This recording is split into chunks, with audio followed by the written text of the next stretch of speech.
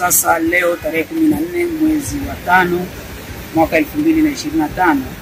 Hivi sasa ni majira ya saa 9 na dakika 25. Niko Dar es Salaam, maeneo ya Mlimani City. Lakini nasikitika kwamba wapo watu na hasa wanaharakati wa kikundi cha Maria Sarungi.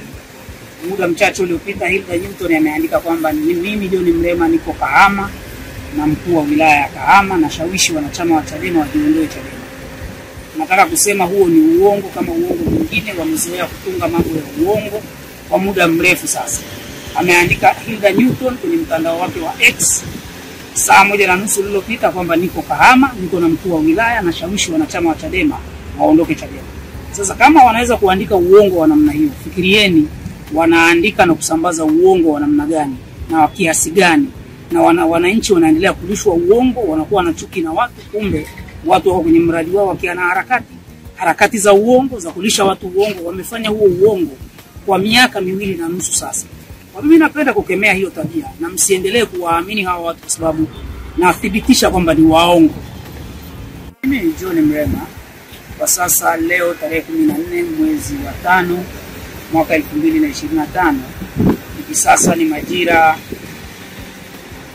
ya saa 9 na dakika 25. Niko Dar es Salaam, maeneo ya Mlimani City. Lakini nasikitika kwamba wapo watu na hasa wanaharakati wa kikundi cha Maria Sarungi. Muda mchache uliopita Hilda Newton ameandika kwamba mimi John Mrema niko Kahama na mkuu wa wilaya ya Kahama na shawishi wanachama wa Chadema wajiondoe Chadema. Nataka kusema huo ni uongo kama uongo mwingine. Wamezoea kutunga mambo ya uongo kwa muda mrefu sasa. Ameandika Hilda Newton kwenye mtandao wake wa X saa 1:30 iliyopita kwamba niko Kahama, niko na mkuu wa wilaya na shawishi wanachama wa Chadema waondoke Chadema. Sasa kama wanaweza kuandika uongo wa namna hiyo, fikirieni wanaandika na kusambaza uongo wa namna gani na wa kiasi gani, na wananchi wanaendelea kulishwa uongo, wanakuwa na chuki na watu. Kumbe watu wako kwenye mradi wao wakiana harakati za uongo za kulisha watu uongo. Wamefanya huo uongo kwa miaka 2.5 sasa. Kwa mimi napenda kukemea hiyo tabia na msiendelee kuwaamini hawa watu kwa sababu nathibitisha kwamba ni waongo.